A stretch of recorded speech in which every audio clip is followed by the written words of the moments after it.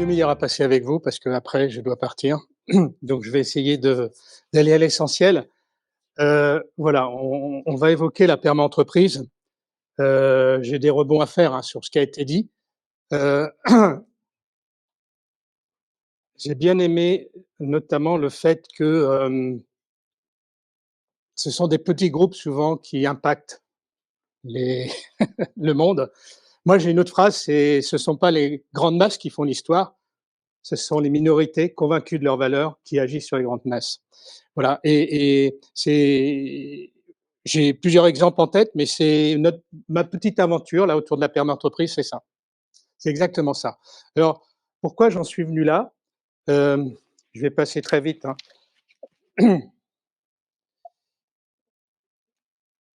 Alors je vais pas faire plaisir à Benjamin, j'ai passé 12 ans à Greenpeace, mais je peux quand même témoigner que c'est pas tout à fait ce qu'il a dit. Heu, je vous ai mis ça juste pour dire que, j'ai été président du Centre des jeunes dirigeants de début des années 2000. C'est un mouvement de 6 000 entreprises, 5 000 6 000 et ce mouvement est né en 1938 avec un objet, une économie au service de l'homme et quand j'ai eu ce mandat, je me suis dit: «Mais c'est juste pas possible». La RSE arrivait en France, mais vraiment arrivait. Je me souviens encore de la Commission européenne qui avait fait un petit livre vert et il fallait faire des propositions et je me suis dit: «S'il y a un mouvement qui doit s'embarquer là-dessus, c'est celui-là». Donc c'est ma vie. C'est ma vie parce que j'ai essayé d'embarquer toutes ces boîtes avec ce que j'avais appelé à l'époque une démarche de recherche de performance globale. C'est-à-dire de dire, il faut que l'entreprise trouve un consensus entre 3 finalités, économiques certes, mais humaines, sociales et environnementales. Bon, environnemental, en 2002, je peux vous dire, il y avait du chemin. En 2003, l'économie marchait mal. Mais ceci étant, c'est ce qui a conduit aussi le développement de mon entreprise, d'être tout le temps un champ d'expérimentation. Je vous dis ça, c'est vraiment ce qui m'a amené en 2019 à me réinterroger. Euh, voilà, je n'insiste pas sur tout ce que j'ai pu faire par ailleurs, mais j'ai essayé toujours de m'engager aussi bien sur le plan, quand on est dirigeant, chef d'entreprise, on y est, hein, mais sur le plan environnemental et sociétal. Mon entreprise, voilà, je vous ai mis quelques dates pour, encore une fois, que vous puissiez voir pourquoi j'en suis là. Je l'ai créée en 94, c'était donc une PME, ça ne m'a pas empêché de créer une fondation en 2003. Alors, en 2003, il y avait très peu de groupes qui avaient compris tout l'intérêt d'avoir une fondation et de l'intérêt général des fondations. Vous voyez, en 2005, j'étais en combat contre la discrimination, j'ai expérimenté le CV anonyme que je continue à appliquer, j'ai essayé de faire qu'il y ait une petite loi qui sorte, mais derrière, un certain lobbying a empêché le décret. L'égalité professionnelle, je me suis mis 2 claques parce que je me suis aperçu que oui, il y avait des écarts de salaire hommes-femmes que je faisais de manière inconsciente, complètement inconsciente. Ça a été réglé en 2 ans. Mon premier bilan carbone 2007, voilà. Créer une école des relations humaines parce que moi, je suis donc une entreprise de services numériques, des ingénieurs, des développeurs, et je pense qu'il n'y a aucun projet qui ne réussit sans avoir de réelles compétences dans la relation humaine. Qu'est-ce que j'appelle des compétences? C'est aussi bien, évidemment, la capacité à générer des esprits collectifs et donc à embarquer un collectif que le rôle de médiation, par exemple, qui est absolument nécessaire sur les projets. Vous voyez que 2015, c'est le télétravail. Moi, si je l'ai mis en place en 2015, c'est parce que j'y voyais évidemment un nouveau dispositif pour favoriser les équilibres vie pro, vie perso des collabs, mais parce que mon fameux bilan carbone que je faisais régulièrement, il n'arrivait pas à baisser. Et qu'avec le télétravail, on l'a baissé de 30% du jour au lendemain. Voilà. Sachez qu'à l'époque, il n'y a aucun client qui acceptait le télétravail. En France, on n'en voulait pas, contrairement à l'Allemagne et les pays du Nord. Vous voyez ensuite, 2018, créer un conseil éthique, parce qu'effectivement, je pense, OK pour la morale. La morale, finalement, c'est on nous inculque quelque chose et puis tout le monde doit faire la même chose. L'éthique, c'est non, c'est il y a des valeurs là qui sont devant moi. Quel chemin je vais faire moi-même pour me les approprier, les incarner? Et en fait, une entreprise, pour moi, est de plus en plus soumise à des sujets éthiques. Dans mon monde, je ne vous parle pas du big data, de l'intelligence artificielle, etc. Mais évidemment, ça peut être beaucoup plus large que ça. Voilà. Et j'en suis arrivé à 2019 en me disant, mais c'est quand même incroyable, parce qu'en 20 ans, le monde n'a fait que se dégrader, et en France en particulier. Je ne parle pas de la planète, mais sur le plan social, on peut prendre moult exemples, hein. Et je me suis dit, c'est faux parce que cette fameuse RSE, qui était peut-être une lueur d'espoir, ben, elle a été complètement inefficace, insuffisante. Alors, une fois qu'on a dit ça, parce qu'en France, on est champion du monde des constats. Ah, on est très fort. Maintenant, pour être champion du monde dans l'action et dans les idées mises en application, c'est nettement moins énergique. Alors, je me suis appliqué ça moi-même en disant, mais si on en est là, et je pense que ça ne va faire que continuer comme cela, il faut essayer d'inventer autre chose. Et où je rejoins ce qu'a dit Benjamin, c'est que pour moi, vis-à-vis du monde de l'entreprise et toutes les entreprises de 5, de 50, de 500, de 5000, de 50 000, hein, il faut rentrer par ce qu'elles entendent. Et ce qu'elles entendent en premier lieu, combien je vais gagner, quels seront mes dividendes, comment l'entreprise va le valoriser. Voilà, c'est pas la peine de rentrer par autre chose. De toute façon, et surtout celles qui sont avec des fonds étrangers, etc., elles sont ficelées. Et je me suis dit, il faut donc arrêter de parler de RSE, il faut parler d'un nouveau modèle de développement d'entreprise. Il faut essayer de créer un nouveau modèle de développement. Voilà. Qui intègre, bien évidemment, des éléments de réponse aux enjeux majeurs de notre monde. Et ça, je me suis inspiré pour faire cela. Je passe les constats. Je me suis inspiré donc de la permaculture. Voilà, c'était plus une intuition qu'un gros travail de recherche, hein. Mais ce qui m'a beaucoup plu, c'est que finalement, quand on regarde toutes les modes de production agricole, donc avec ma fondation au Maroc, on fait beaucoup d'agroécologie, par exemple. Pour moi, la permaculture, c'est le mode le plus vertueux de production agricole. Ce sont des gens, donc ils sont deux, donc David Lundgren, qui est toujours vivant, qui est en Australie, deux Australiens, qui ont étudié comment les ancêtres, jusqu'à il y a 2000 ans, 3000 ans, comment ils faisaient pour produire alors qu'il n'y avait pas d'énergie. Et eux, c'était leur sujet parce qu'on est début des années 70 et leur préoccupation, c'était de dire comment je vais pouvoir nourrir toute la population s'il y a une pénurie d'énergie. Rappelez-vous ce qu'on disait sur le pétrole. C'est ça qui les a amenés à finalement inventer, là aussi, un nouveau mode de production agricole. Et ce que j'ai vraiment adoré, c'est que ça, c'est un livre de 700 pages. Donc, vous voyez que ça dépasse largement le fait que pour avoir de belles courgettes, il faut mettre des petits pois parce que ça absorbe l'azote et des oignons parce que ça empêche les champignons parasitaires. C'est ce bouquin-là, c'est 700 pages. Et en fait, tout de suite, s'attaque sur le fait de dire il y a 3 principes éthiques qui régissent toute la démarche de permaculture. Prendre soin des hommes, prendre soin du sol, fixer des limites à la consommation et redistribuer les surplus. Et là, je me suis dit, ben voilà, je ne connais pas une boîte qui, finalement, se développe avec ces principes éthiques-là, qui très vite m'ont semblé des principes assez universels. Donc, grande surprise, et j'ai continué à creuser, et effectivement, je me suis aperçu que, finalement, la permaculture, c'était quelque chose d'extrêmement pragmatique et tout le temps en expérimentation. Parce qu'effectivement, OK, moi je peux planter un pied de tomate là, je peux en planter un à 50 mètres, ça ne fera pas les mêmes tomates. Pourquoi? Parce que c'est pas du tout le même écosystème, c'est pas forcément les mêmes eaux qui sont peut-être dans un cas plus purs que d'autres, enfin, et cetera. Vous voyez, la notion d'écosystème est très importante dans la permaculture. J'ai vu aussi que, c'est des gens qui disaient, voilà, c'était 72, hein, ça fait 50 ans, mais ce débat croissance-décroissance, qui a fait allusion, et qui disait, mais finalement, de toute façon, si notre modèle est bon, il faut qu'il soit en croissance. Il faut qu'on l'essaime. Hein. Voilà. Et ça, je me suis dit, ben, tiens, c'est intéressant, parce que ça change un petit peu des discours un peu marqués des deux côtés. Voilà, donc tout cela, ça m'a beaucoup plu. Et donc, j'ai monté un groupe de travail avec des gens de ma boîte, avec d'autres dirigeants, avec des philosophes. Et, et en fait, en 2019, le constat était de dire oui, ça tient la route. Ça tient la route aussi parce que dans la permaculture, eh bien, pour faire le comment, il y a 12 principes, ils appellent ça de conception.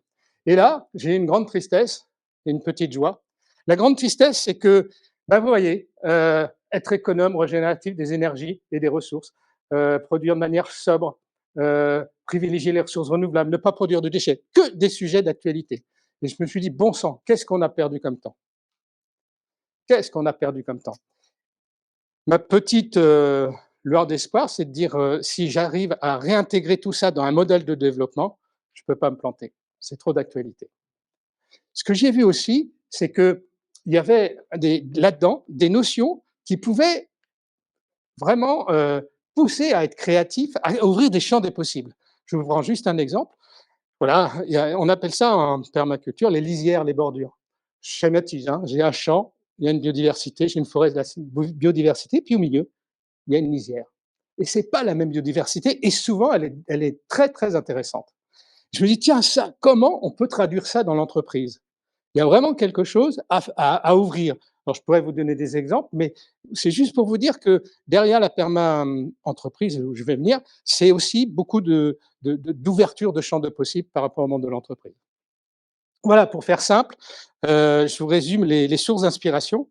Et donc, ça m'a amené à essayer, restons modestes, hein, de, voilà, de retraduire ça pour le monde de l'entreprise et encore une fois, de toute taille d'entreprise en particulier. Et donc, le modèle perma-entreprise, eh bien, effectivement, ce qui le structure dans son ensemble, dans toute la méthodologie proposée pour le mettre en place, ce qui le structure, c'est trois principes éthiques. Prendre soin des êtres humains, des femmes, des hommes, préserver la planète, c'est plus que le sol. Et puis, fixer des limites à la consommation. J'ai supprimé consommation parce que je pense qu'on peut s'interroger sur toutes les limites, tout ce qui touche l'entreprise, de son quotidien à ses trajectoires. J'ai rajouté le «ce» parce que je trouve que finalement, on ne se prend pas en main, globalement. Et que si en 20 ans tout s'est dégradé, c'est parce qu'on ne s'est pas pris en main. Je vous donne un exemple qui va être dans le domaine social. Combien y a-t-il eu de lois pour l'égalité professionnelle homme-femme depuis l'an 2000? Madame fait eh ouais, un petit paquet, 6. Bon, ça veut bien dire qu'à chaque fois, il y a l'intention politique, on va dire, mais à chaque fois, il y a les lobbying et puis on n'avance pas. Sur un sujet qui n'est qu'un sujet, enfin, on ne devrait même pas en avoir à parler de ce sujet d'injustice sociale. Voilà. Donc, pour moi, on a ce qu'on mérite. Et l'entreprise a ce qu'elle mérite. Pourtant, elle est la mieux placée, à mon sens, pour changer les lignes. Il y a des tas d'exemples que tu as donnés. C'est l'entreprise, ce sont ses centres de recherche, c'est tout cela qui peut bouger les lignes. Donc, c'est dommage. Voilà. Alors, moi, j'ai rajouté le «ce» en disant il faut s'autoréguler. Il faut même anticiper des choses qui peuvent nous arriver, afin qu'elles ne soient pas des contraintes, une loi, mais plutôt une opportunité pour bien faire pour nos entreprises. Et puis, le partager des surplus, je l'ai traduit en partager, enfin redistribuer même équitablement les richesses. Pourquoi? Le problème numéro un du monde, c'est pas la planète. Ce sont les richesses à redistribuer. Et on a beau dire, ça ne fait que se concentrer. Tous les ans, on dit qu'il y a encore plus de concentration des richesses. On ne résoudra rien tant qu'on ne redistribuera pas différemment les richesses. C'est les débats des COP éternels et on n'y arrive pas. Mais il suffit d'être très, très basique, quoi. Si je ne sais pas me nourrir ou je n'ai pas les moyens de me nourrir, le loger, et puis qu'en fin de mois, c'est la galère, vous savez, la planète, c'est bien derrière. Voilà. Donc, pour moi, le point clé, c'est la redistribution des richesses. Et donc, c'est pour ça que celui-là, qui bouscule, hein, j'entends bien, mais qui est peut-être plus neuf dans le regard que peut avoir l'entreprise, se fixer des limites et redistribuer équitablement les richesses, c'est un des piliers éthiques du modèle. Voilà. Avec ça, on va tout structurer. Et donc, effectivement, si je vous donne une deuxième clé, alors hop, je me trompe pas, voilà. Ben, effectivement, j'ai évidemment retranscrit tous ces éléments-là, tous ces points, ces principes de conception que j'appelais principes du design, bon, dans le monde de l'entreprise, et j'ai rajouté un 13e pour qu'on soit bien dans le modèle de développement d'entreprise, aligner l'offre produit-service sur les trois principes éthiques. Et ça, c'est ma réponse à croissance ou décroissance. Tu as évoqué tout cela. Pour moi, c'est voilà, mon produit, ou le produit que mon nouveau produit, est-ce qu'il permet de mieux prendre soin des femmes et des hommes? Est-ce qu'il permet de mieux préserver la planète? Est-ce qu'il n'y a pas des limites à se fixer? Si la réponse est oui, il faut foncer. On en a profondément besoin. Si la réponse est non, il faut se remettre en question. C'est-à-dire, je mets une croix sur l'entreprise, mais il faut se remettre en question, il faut retravailler dessus pour moi, c'est vraiment la ligne de conduite, ce que j'ai appelé la croissance juste, juste au regard de ces 3 principes éthiques.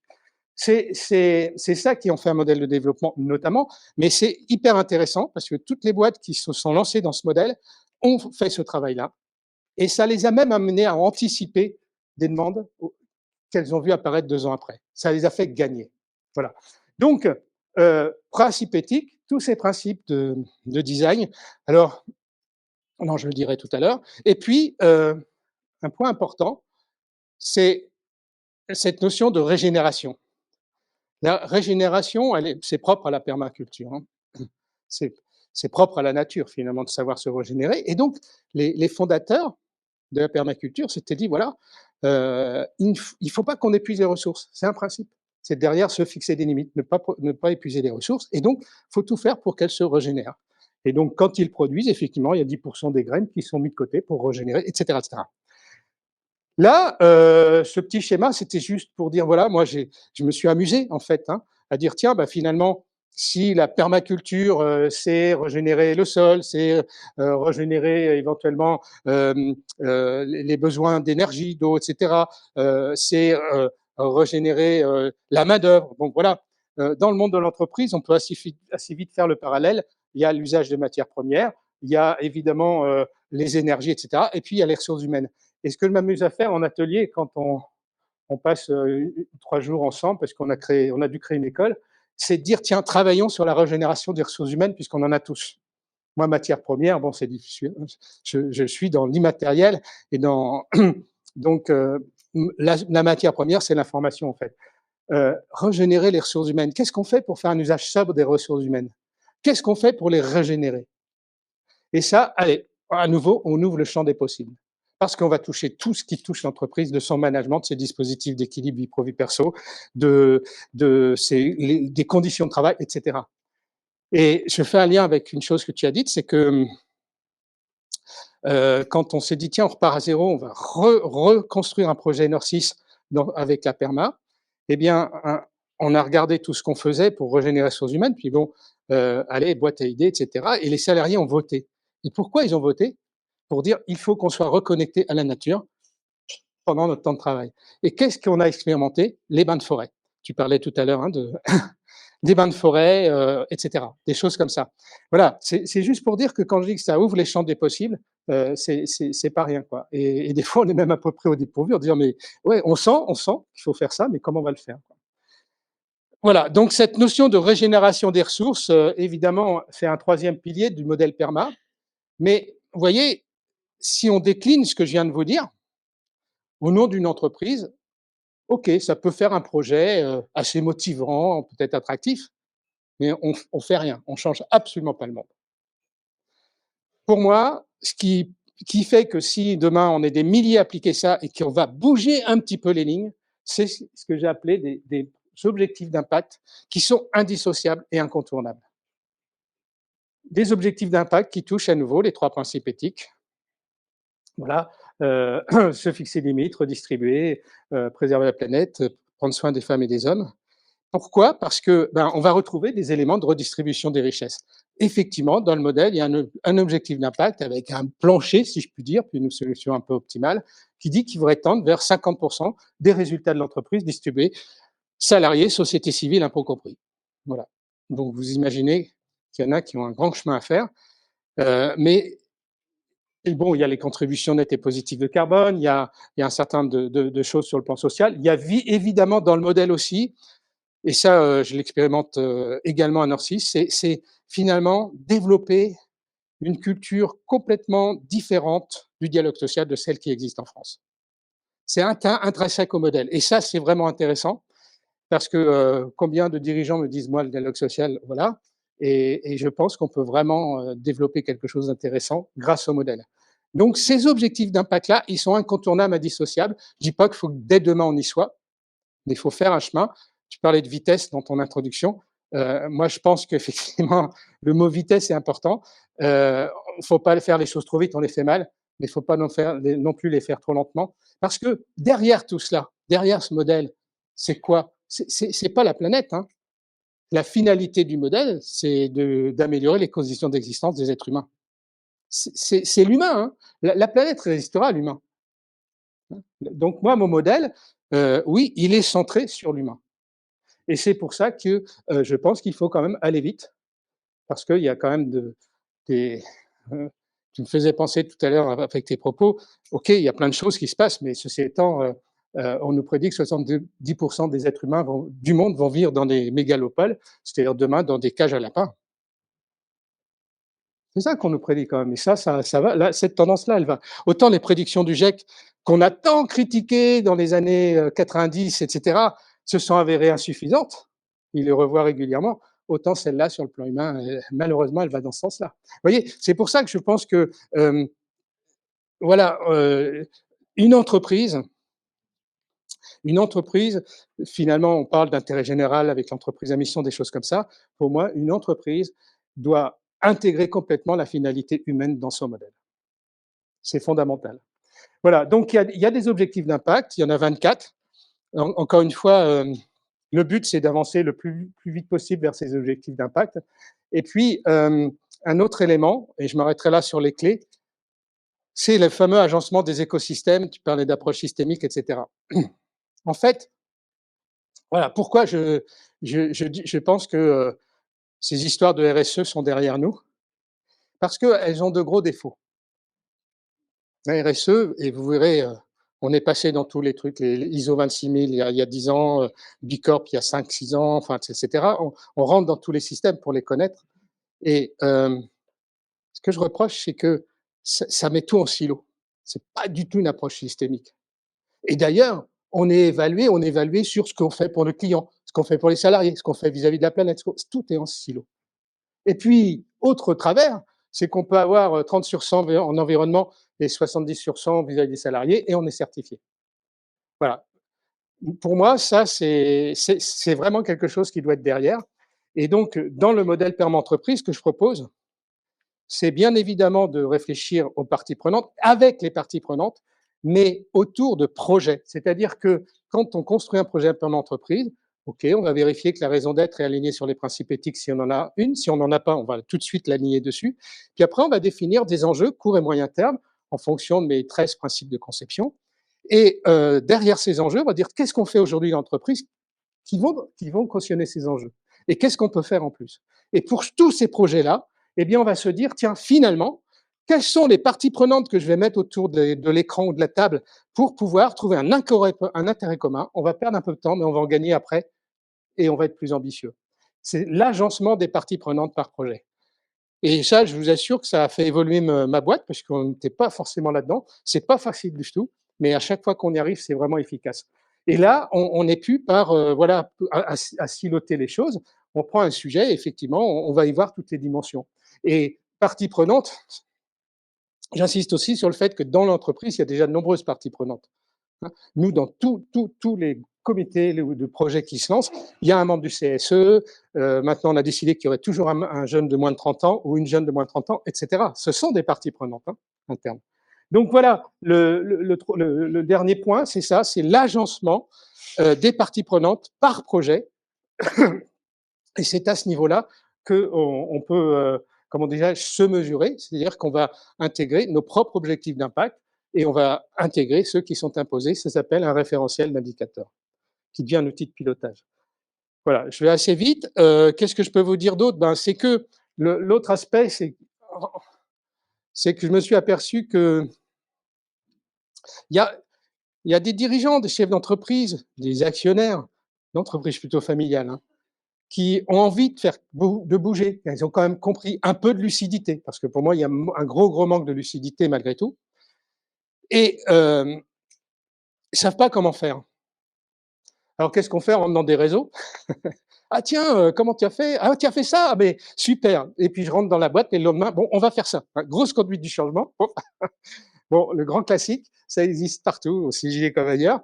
Euh, Et donc, c'est là où je me suis dit, ben, moi, si tant est qu'il soit pertinent ce modèle, parce qu'encore une fois, restons modestes, je donne tout. Et donc, le bouquin, c'est pas pour faire un bouquin. En France, on aime bien faire des bouquins.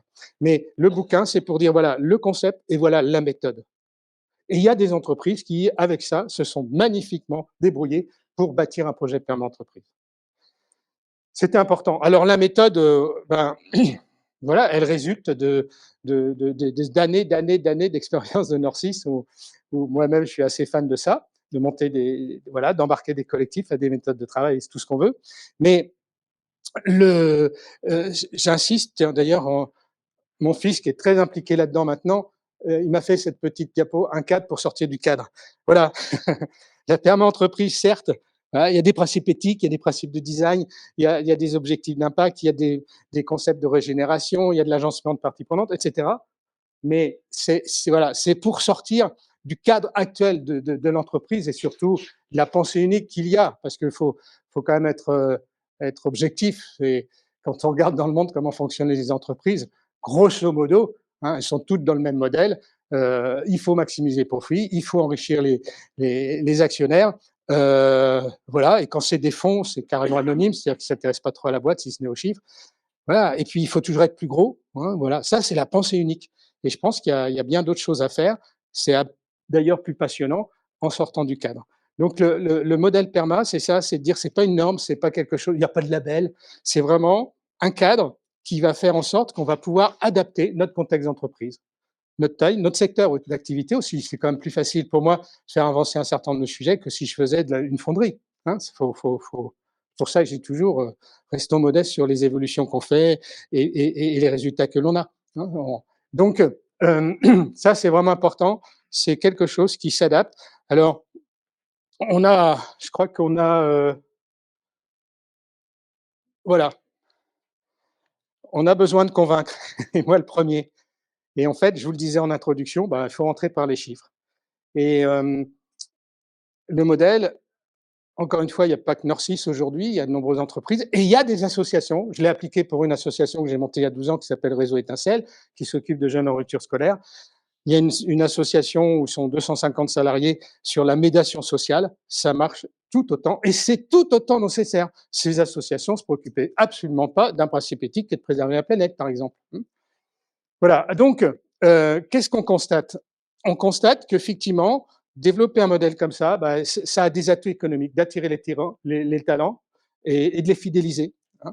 Je vous donnerai des chiffres dans mon domaine à moi, d'attirer les clients, d'innover, d'anticiper même des innovations, de faire des économies, notamment sur les coûts cachés, etc. Et ça se vérifie à peu près dans tous les cas de figure. Alors, pour être très concret, parce que moi j'aime bien être concret, voilà, je vous cache pas, je suis pas en train de dire que je suis le plus beau, hein, stop. Mais c'est juste pour vous dire que, voilà, tout ça, c'est mesuré. Et vous voyez que, par exemple, dans mon secteur, on tourne à ça en turnover, que ce soit une très grosse société de services ou une petite. Globalement, on est autour de 25 de turnover. Pourquoi? Parce que ça fait plus de 10 ans qu'il y a des pénuries et que, bah, c'est une tuerie, chacun se chope les uns les autres, tout ça, bon, avec tout ce qu'il y a derrière. Et puis, en plus, il y a de la part plutôt de jeunes une envie de tout le temps de bouger. Ah, j'ai fait le tour, c'est bon. En 1 an et demi, j'ai fait le tour de quelque chose, d'un métier. Bon, bravo, vous êtes très fort. Bon, voilà. Quand on est comme nous à 12%, ben, ça se chiffre, ça. Hein, ça se chiffre. Et je ne parle pas même sur l'impact client, parce qu'on a des clients qui travaillent avec d'autres prestats et ils voient les gens défiler, ça ne va pas les rassurer dans la qualité des projets, dans le respect des délais, etc. Je vous prends un autre exemple. Voilà, ouais, sur les émissions de CO2. Bon, on est en scope 3 pour ceux qui connaissent un peu plus.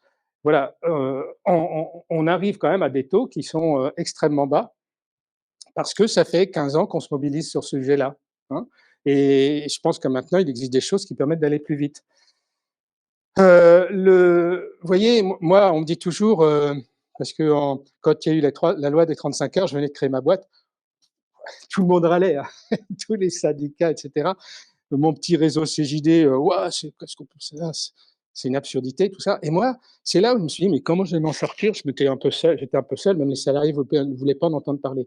Et en fait, c'est là où j'ai senti que finalement, en essayant d'analyser les mutations, les nouvelles tendances, de les anticiper, on pouvait gagner. Et moi, c'est ce que j'ai fait en 97-18. Je me suis dit, voilà, qu'est-ce qui va se passer après l'an 2000? Parce que en informatique, l'an 2000, c'était un jackpot terrible. Et puis après, il y avait l'euro en 2002. Donc, des marchés informatiques très ponctuels, pas du tout intéressants, maintenance.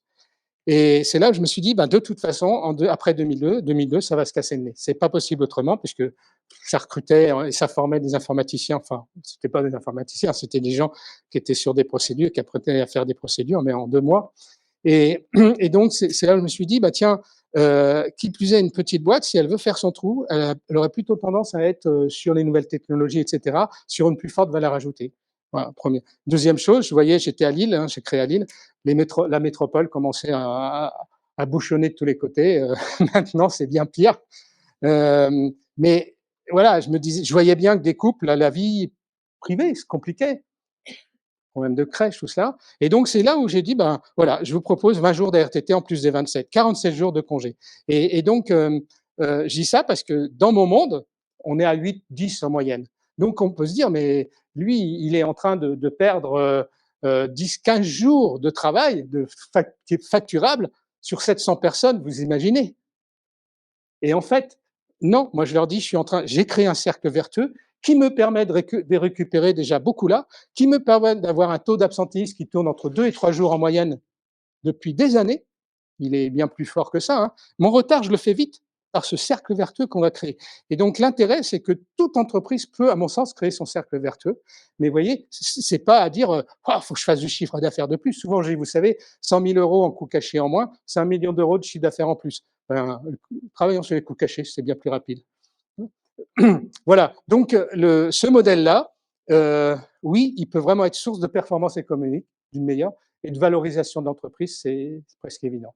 Donc tout le monde a y gagné. Ce qui m'a fait et vous? C'est mon fils qui a fait les diapos, hein. Donc je les découvre un peu avec vous. Non, mais il me charrie en disant: «Mais attends, tu as vu tes diapos, à ton âge, tu devrais plus faire ça». Donc je dis: «Bah, fais-les». Mais tout ça pour vous dire qu'effectivement, heu, oui, en fait, encore une fois, notre idée, j'aurais pu créer une filiale, faire plein d'argent avec ça. Notre idée, c'est de dire: «Nous, on veut donner ça à la société». Heu Parce que, elle en a vraiment besoin. Et donc malgré tout, certains nous ont dit: «Ouais, mais c'est nous, on voudrait être musclés un peu plus sur le modèle». Donc on a fait une école avec au début, c'était le module 2, 3 jours, après on les a adaptés. Enfin tout ça, ça se construit, ça prend de la maturité pour pouvoir former des gens d'entreprise à porter le modèle. Voilà. Et puis on a créé un collectif, hein, des entrepreneurs, des perma-leaders, pour, ben oui, pour essayer de faire prendre une mayonnaise. Parce que, vous voyez, souvent on me dit: «Ouais, c'est inspirant ton truc». Je dis: «Non, je ne veux pas entendre ça. Moi, je dis: "Ouais, demain, je vais réfléchir à comment y aller, quoi"». C'est ça le plus important, hein, parce qu'encore une fois, hem, il y a l'entreprise est la mieux placée pour bouger les lignes, hein, mais il faut absolument qu'elle se remette en question sur un certain nombre de choses. Et encore une fois, vous savez, pendant le covid, parce que moi j'ai réfléchi ça 1 an avant. J'étais sur mes trucs et cetera, et puis jamais j'aurais pu imaginer que le monde s'arrête de travailler. Je ne sais pas si vous vous souvenez à Paris, moi j'ai adoré, hein. Il y avait plus un bruit, je courais sur, les grands boulevards parce que j'habite vers les grands boulevards. Je faisais mon footing, j'avais l'avenue à moi, je dis: «Tiens, jamais j'aurais imaginé ça». Et je dis ça parce que finalement, le covid m'a rendu service. C'est-à-dire qu'il a mis en exergue déjà des constats et le besoin, la nécessité de se remettre en cause. Quand je pense de la pensée unique qui a consisté à voir toutes les boîtes à les produire en Chine, c'est pas une pensée unique ça? Et puis après, ah mince, mais enfin, il y a un énorme manque de bon sens. Pourquoi? Parce que c'est l'argent, c'est l'argent. Le coût du travail est plus bas là-bas, tout le monde y est allé, hein, et sans aucune, je parle même pas de politique. Les boîtes sur un même secteur auraient pu essayer de discuter entre elles, et cetera. Bon, voilà, moi, c'est ça qui me fait un peu peur, hein, c'est ces phénomènes de pensée unique qui embarquent tout le monde, sur une piste qui me semble pas tellement bonne sur le plan humain. Voilà, dit rapidement. Merci.